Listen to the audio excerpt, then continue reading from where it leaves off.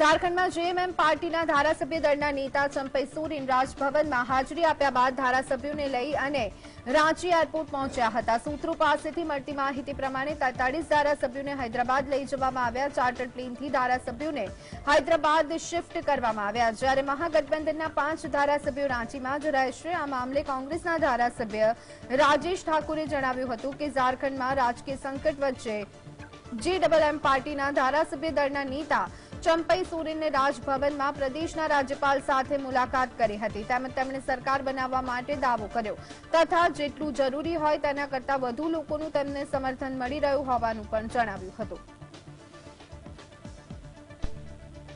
सरकार बनाने के लिए नेता किया जाए, इसके लिए हम गया था। सर, अब तक शपथ लेंगे राज्यपाल से, क्या बात हुई है चंपई जी? हमने कहा कि नया सरकार बनाने के जल्दी पहल किया जाए। बिल्कुल, राज्यपाल जी जब तक नहीं बुलाएंगे तब तक हम गुहार लगाने लगातार जाते रहेंगे। संविधान के संरक्षक है, राज्य में क्या स्थिति बनी हुई है उनको समझना पड़ेगा। जब माननीय मुख्यमंत्री जी ने इस्तीफा दे दिया, हमने समर्थन पत्र समर्पित कर दिया। आप लोग जिनको हम चौथा स्तंभ मानते हैं उनके सामने तमाम विधायकों को प्रस्तुत कर दिया, तो हमें लगता है आमंत्रण देने की बात है। आज मिले हैं, कल निश्चित रूप से बुलाएंगे। તો ઝારખંડના રાજકીય સંકટ વચ્ચે જેએમએમ પાર્ટીના ધારાસભ્ય દળના નેતા ચંપઈ સોરેનને રાજભવનમાં પ્રદેશના રાજ્યપાલ સાથે મુલાકાત થઈ। તેમણે કહ્યું કે તેમની પાર્ટીએ 47 ધારાસભ્યના સમર્થનનો દસ્તાવેજ રજૂ કર્યો। અમે 31મી જાન્યુઆરીએ રાજ્યપાલને 43 ધારાસભ્યના સમર્થનના પત્ર સબમિટ કર્યા।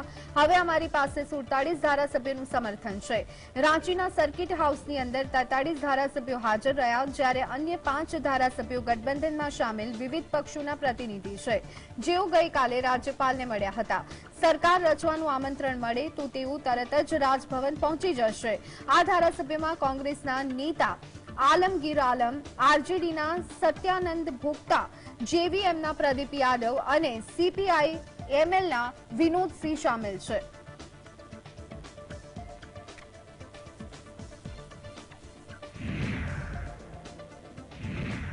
તો મુખ્યમંત્રી પદેથી હેમંત સોરેને રાજીનામું આપ્યાને 24 કલાકનો સમય વીતવા છતાં હજી સુધી કોઈ નિર્ણય કરવામાં ન આવતા સાંસદ મહુવા માંઝીએ ચિંતા વ્યક્ત કરતા જણાવ્યું હતું કે હેમંત સોરેનના રાજીનામા બાદ ઝારખંડ હજુ પણ મુખ્યમંત્રી વિનાનું છે। આ મામલે નિર્ણય ત્વરિત લેવાવો જોઈએ, પરંતુ તેમને મીટિંગમાં હજી સુધી તે અંગે જાણ કરવામાં આવી નથી। दल के नेता माननीय चंपई सोरेन जी के नेतृत्व में 5 अलग अलग पार्टी के प्रतिनिधि वहां गए और उनको लगा कि अभी गठन होने की बात होगी, लेकिन उन्हें कोई टाइम भी नहीं दिया गया और कुछ भी सही नहीं बोला गया। आगे बुलाया जाएगा, दोबारा बुलाएंगे, सूचित करेंगे, इस तरह की बातें हुई, जिसको लेकर लोग संशय में हैं। एक ऐसा लग रहा है कि पता नहीं क्या मंशा है। अगर लोकतंत्र का सम्मान हो तो अब तक वहां से आ जाना चाहिए था। और बाबा साहेब अम्बेडकर की जयंती मनाते हैं हम, लेकिन उनका सम्मान अगर हम करना चाहे तो संविधान का सम्मान करना होगा और जल्द से जल्द यहाँ पर सरकार का गठन कर देना चाहिए। ईडीए ઝારખંડના પૂર્વ મુખ્યપ્રધાન હેમંત સોરેનને કથિત જમીન કૌભાંડ સંબંધિત મની લોન્ડરિંગ કેસમાં કોર્ટમાં રજૂ કર્યા। કોર્ટે હેમંત સોરેનને 1 દિવસની જ્યુડિશિયલ કસ્ટડીમાં મોકલી દીધા છે। હેમંત સોરેનને બિરસા મુંડા જેલમાં મોકલી દેવામાં આવ્યા। તપાસ એજન્સી ઈડીએ કોર્ટ સમક્ષ સોરેનના 10 દિવસના રિમાન્ડની માંગ કરી હતી। અદાલત રિમાન્ડ મુદ્દે ચુકાદો 2 ફેબ્રુઆરીના રોજ આપી શકે છે। ઝારખંડ મુક્તિ મોરચાના કાર્યકારી પ્રમુખ સોરેનને જમીન સોદા સંબંધિત મની લોન્ડરિંગ કેસમાં ઈડીએ તેમના સત્તાવાર નિવાસ स्थान पर 7 કલાકની પૂછપરછ પછી ધરપકડ કરી હતી।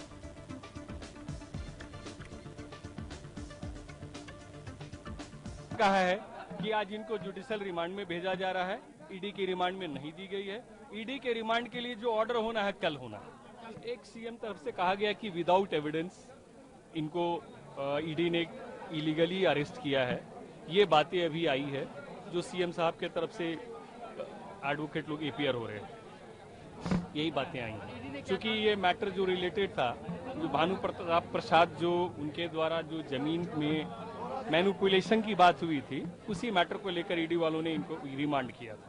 ईडी वालों ने रिमांड के लिए मांग किया गया था पूछताछ के लिए। મધ્યમ વર્ગ હંમેશા બજેટમાં આવકવેરા મુક્તિમાં વધારાની અપેક્ષા રાખે છે, તેથી આ વખતે પણ આશા હતી, પરંતુ આ વખતે નાણામંત્રી નિર્મલા સીતારમણે જાહેરાત કરી છે કે આવકવેરા સ્લેબમાં કોઈ ફેરફાર કરવામાં આવશે નહીં. જો કે દેશમાં થોડા મહિના પછી લોકસભાની ચૂંટણી યોજાવા જઈ રહી છે. લોકોને આશા હતી કે પાછલા વચગાળાના બજેટની જેમ ચાલુ વર્ષે પણ લોકોને આવકવેરામાં થોડી રાહત મળશે, પરંતુ તેઓ નિરાશ થયા. For tax proposals, in keeping with the convention, I do not propose to make any changes relating to taxation and propose to retain the same tax rates for direct and indirect taxes, including import duties. However, certain tax benefits to startups and investments made by sovereign wealth or pension funds, as also tax exemption on certain income of some IFSC units, are expiring on 31/3/2024. To provide continuity in taxation, I propose to extend the date to 31/3/2025.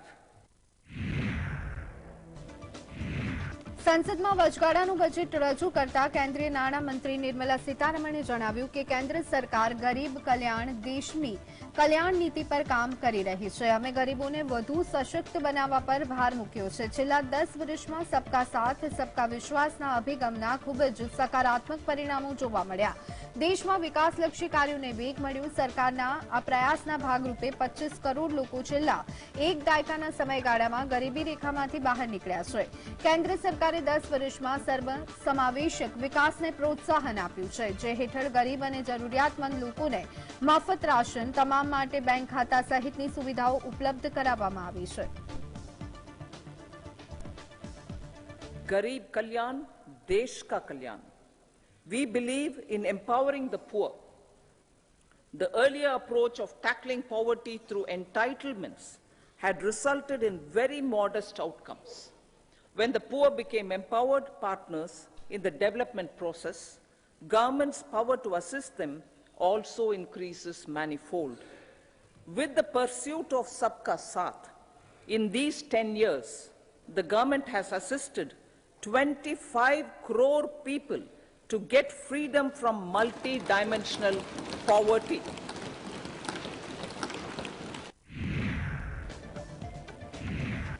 નાણામંત્રી નિર્મલા સીતારમણે કહ્યું કે અમે biofuel માટે સમર્પિત scheme લાવ્યા છીએ. જાહેર પરિવહન માટે વાહનો ઉપલબ્ધ કરાવવામાં આવશે. રેલવે દરિયાઈ માર્ગને જોડવા પર પણ ભાર મૂકવામાં આવશે. પ્રવાસન કેન્દ્રના વિકાસને વેગ અપાશે. પ્રવાસન ક્ષેત્ર વિકાસ ઝડપી બની રહ્યું છે.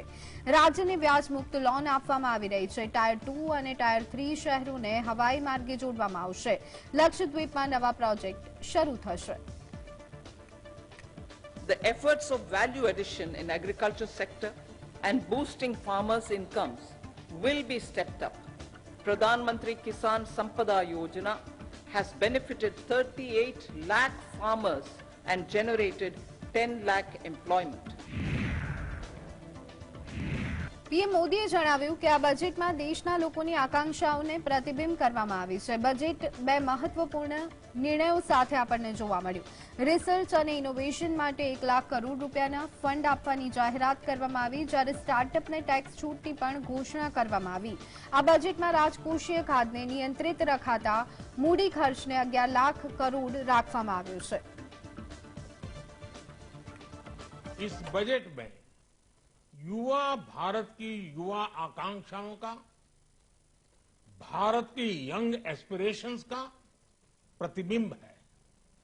बजट में 2 महत्वपूर्ण निर्णय लिए गए हैं.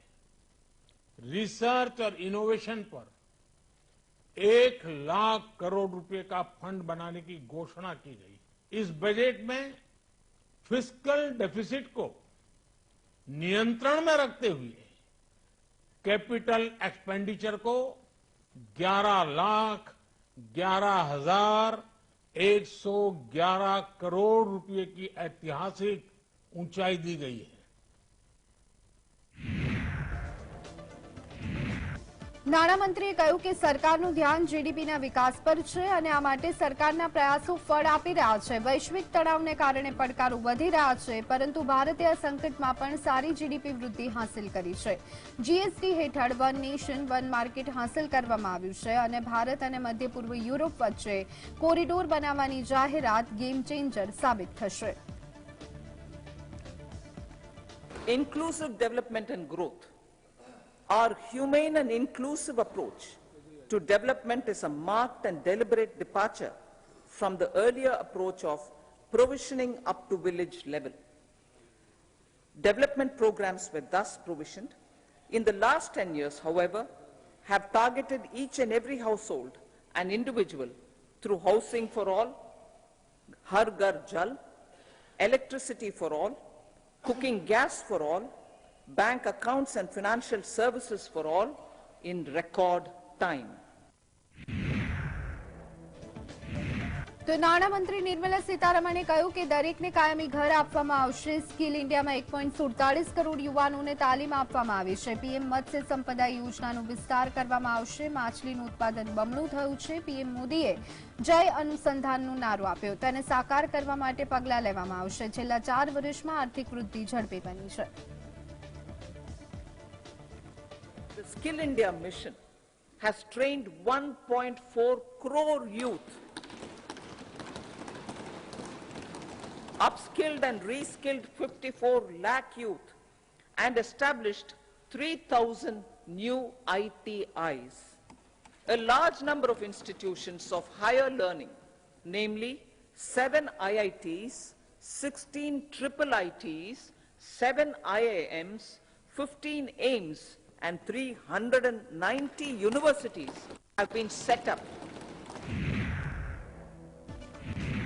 તો કેન્દ્રીય નાણાં પ્રધાન નિર્મલા સીતારમણે કેન્દ્રીય બજેટ 2023-24માં પ્રાદેશિક એર કનેક્ટિવિટીને સુધારવાના પગલાંની જાહેરાત કરી. તેમણે કહ્યું કે આ બજેટમાં 50 વધારાના એરપોર્ટ, હેલીપોર્ટ, વોટર એરોડ્રોમ અને એડવાન્સ લેન્ડિંગ ગ્રાઉન્ડની મરામત કરવાની યોજના છે. આ સરકારની હાલની ઉડાન યોજનાને લોકો માટે વધુ સુલભ બનાવવામાં મદદ કરશે. આ પગલાંથી ચાલી રહેલી ઉડાન યોજનાને વધુ પ્રોત્સાહન મળવાની અપેક્ષા છે, જેનો ઉદ્દેશ્ય સમગ્ર દેશમાં પ્રાદેશિક કનેક્ટિવિટી સુધારવાનું છે. સીતારમણે જણાવ્યું હતું કે કનેક્ટિવિટી વધારવા માટે 50 વધારાના એરપોર્ટ અને હેલીપેડ તેમજ જળમાર્ગો બનાવવામાં આવશે. Rollout of air connectivity to Tier 2 and Tier 3 cities under UDAN scheme has been widespread. 517 new routes are carrying 1.3 crore passengers. Indian carriers have proactively placed orders for over 1,000 new aircrafts. નાણામંત્રી નિર્મલા સીતારમણે કહ્યું છે કે સરકાર દેશના electric vehicle charging ઇન્ફ્રાસ્ટ્રક્ચરને વધારવા પણ ઘણું ધ્યાન આપી રહી છે. આનાથી દેશમાં મોટે પાયે રોજગારીની તકો તો ઊભી થશે જ, પરંતુ યુવાનોને ટેકનિકલ કૌશલ્ય શીખવીને નોકરીઓ પણ આપી શકાશે. બજેટનું ભાષણ વાંચતી વખતે નાણામંત્રી નિર્મલા સીતારમણે સંસદમાં કહ્યું કે દેશમાં ઇલેક્ટ્રિક વાહનોના ચાર્જિંગ ઇન્ફ્રાસ્ટ્રક્ચરને વધારવા માટે ગંભીરતાથી કામ કરી રહ્યું છે. નાણાકીય વર્ષ 2024-25માં દેશભરમાં ઈવી ચાર્જિંગ પોઈન્ટના ઇન્સ્ટોલેશન અને સપ્લાય માટે મોટી સંખ્યામાં વિક્રેતાઓને મંજૂરી મળવાની છે. Our government will expand and strengthen the e-vehicle ecosystem by supporting manufacturing and charging infrastructure. Greater adoption of e-buses for public transport networks will be encouraged through payment security mechanism.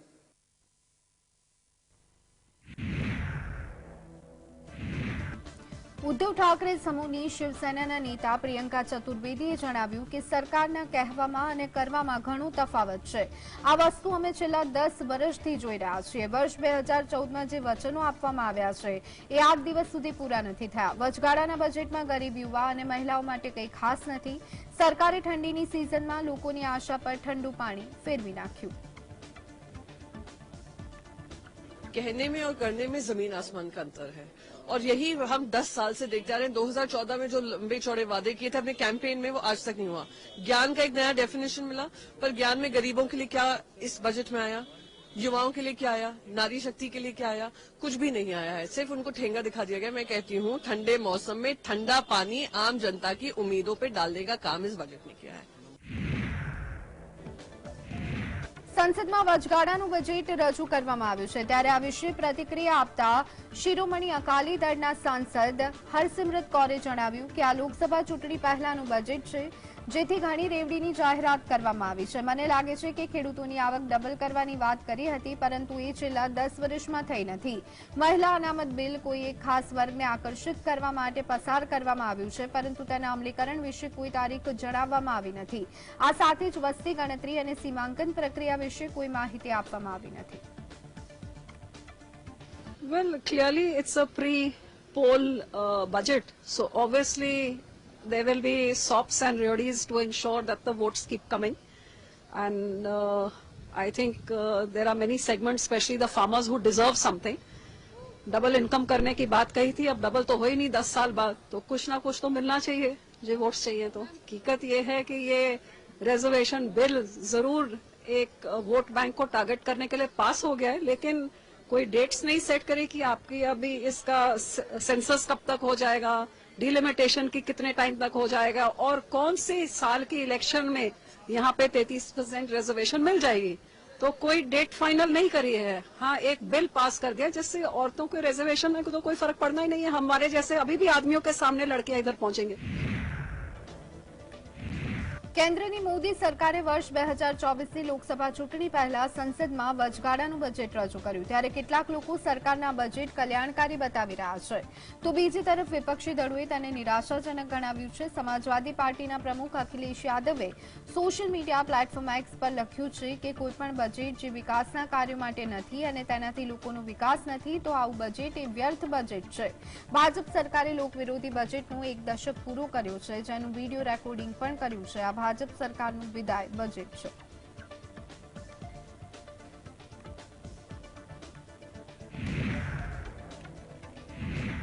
તો બિહારમાં લાલુ પ્રસાદ યાદવની દીકરી રોહિણી આચાર્યની આક્રમકતાથી ભાજપના નેતા પણ દંગ રહી ગયા છે. નીતિશ કુમાર અને આરજેડીનો સાથ છોડી અને ભાજપમાં સાથે જોડાયા હતા તેવી ચર્ચા શરૂ થઈ ત્યારથી રોહિણી નીતિશ કુમાર પર સતત પ્રહારો કરી રહી છે. રોહિણીએ નીતિશ કુમાર અંગે કરેલી ટ્વીટના પગલે જેડીયુએ આરજેડીથી છેડો ફાડવાનો નિર્ણય લીધો હોવાની ચર્ચા ચાલી હતી. રોહિણીએ પછીથી આ ટ્વીટ ડિલીટ કરી દીધી, પણ તીર નિશાનાથી છૂટી ગયું. રોહિણીએ હવે નીતિશને ટાર્ગેટ કરી અને ફરી સોશિયલ મીડિયા પર ધમાલ મચાવી છે. નીતિશને રંગ બદલું નામ આપી અને રોહિણીએ થૂકેલું ચાટવાની નીતિશની આદત હોવાનો પણ કટાક્ષ કર્યો છે.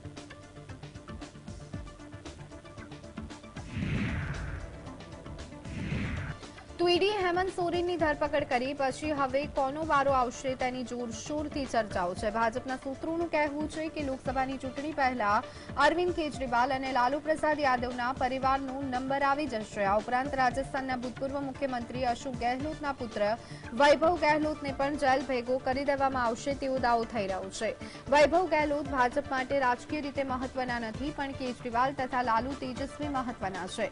બિહાર, દિલ્હી અને પંજાબ આ 3 રાજ્ય લોકસભાની ચૂંટણીમાં ભાજપ માટે મુશ્કેલી સર્જી શકે તેમ છે, તેથી લોકસભાની ચૂંટણી પહેલા તેમના પર તવાઈ આવશે નક્કી મનાય છે. કેજરીવાલને ઈડી વારંવાર સમન્સ મોકલ્યા છે, પણ કેજરીવાલે હાજર થવાનું ટાળ્યું છે. જોતા તેમના પણ હેમંત સોરેન જેવા હાલ થશે તેવું ભાજપના સૂત્રો તરફથી જાણવા મળ્યું છે.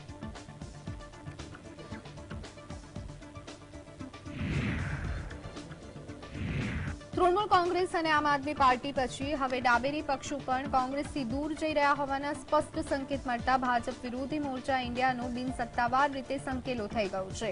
કેરળના મુખ્યમંત્રી પિનરાઈ વિજયને કોંગ્રેસ સાથે સોફ્ટ હિન્દુત્વ અપાવવાનો આક્ષેપ કરી અને કોંગ્રેસ સાથે સીપીએમ ન જઈ શકે તેવું સ્પષ્ટ કરી દીધું. અયોધ્યામાં રામ મંદિરની પ્રાણ પ્રતિષ્ઠા સમયે હિમાચલ પ્રદેશ અને કર્ણાટકની કોંગ્રેસ સરકારોએ મંદિરમાં યોજાયેલા કાર્યક્રમોને વિજયને ઝાટકણી કાઢી હતી. કોંગ્રેસના સૂત્રોનું કહેવું છે કે સીપીએમનું કેન્દ્રીય નેતૃત્વ કોંગ્રેસ સાથે જોડાણ ઈચ્છે છે, પણ વિજયનને કેરળમાં જોડાણ નથી જોઈતું.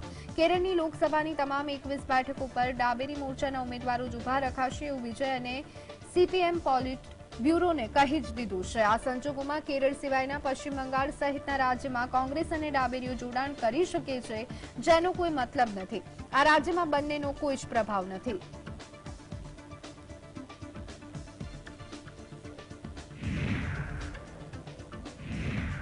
તો દિલ્હીમાં મણિશંકર અય્યર અને તેમના દીકરી સુરણ્યાને મકાન ખાલી કરવાની સોસાયટી દ્વારા નોટિસ આપી એ મુદ્દો મીડિયામાં ચમક્યો, પણ કોંગ્રેસના નેતા ચૂપ છે। કોંગ્રેસના સૂત્રોનું કહેવું છે કે હાઈકમાન્ડે અય્યરના મુદ્દે ચૂપકીદી સાધવા સ્પષ્ટ આદેશ આપ્યો છે, કેમ કે આ મુદ્દો હિન્દુત્વ સાથે સંકળાયેલો છે। સુરણ્યા અય્યરે રામ મંદિર મુદ્દે મુસ્લિમોની તરફેણમાં ઉપવાસ શરૂ કરી અને હિન્દુઓની ખફગી વહોરી છે। આ મુદ્દાને ચગાવવા જતા હિન્દુઓ બગડશે અને લોકસભાની ચૂંટણીમાં કોંગ્રેસને ભારે નુકસાન થઈ શકે છે। કોંગ્રેસના નેતા મણિશંકર અય્યરની દીકરીના ઉપવાસની ટીકા કરી રહ્યા છે અને હાઈકમાન્ડના નિર્ણયને યોગ્ય ગણાવી રહ્યા છે। તેમનું કહેવું છે કે સુપ્રીમ કોર્ટે હિન્દુઓને રામ મંદિર આપી દીધું પછી આ મુદ્દો સમાપ્ત થઈ ગયો છે। અય્યર સહિતના લોકોએ આ મુદ્દાને છોડી દેવો જોઈએ, પણ તેના બદલે સેક્યુલરિઝમના નામે હજુ આ મુદ્દાને ચગાવ્યા કરે છે।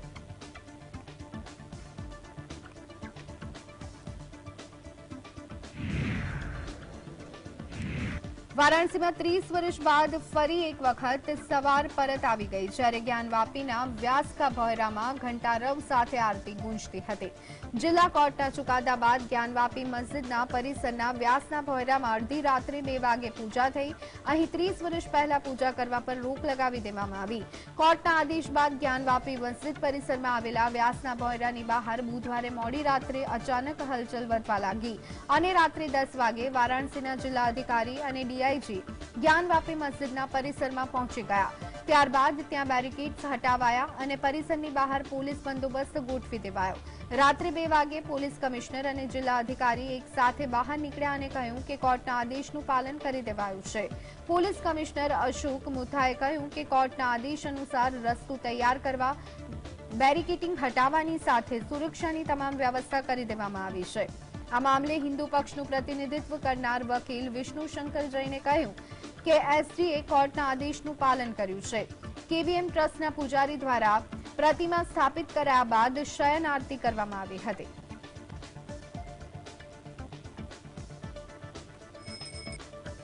जिस तरह से रातों रात बिना कोई रिटर्न ऑर्डर के पूजा रोकी गई थी, एक अन्याय हुआ था। आज उस अन्याय को एक न्याय के माध्यम से, कोर्ट के माध्यम से उनके ऑर्डर की कंप्लायंस करने का काम किया गया।